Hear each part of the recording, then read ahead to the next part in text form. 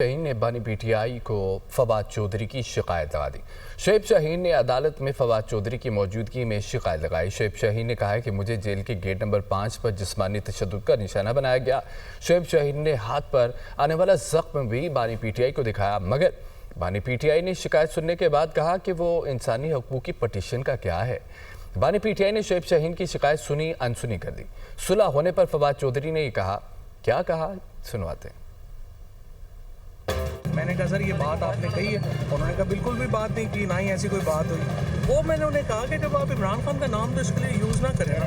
बहरहाल आप खान साहब ने कहा सुलह करा दिया तो हो गई अपने। बस सुलह होगी अब सर, सुलह हो गई सर जी, सुलह दोनों तरफ से हो गई है। हमारी तरफ से जो खान साहब ने हुक्म दे दिया तो हो गई। क्या हुक्म दिया फवाद साहब? सुलह करें, सुलह आप ही करनी है ना, और क्या करना है। किसी किस्म की कोई सुलह नहीं है।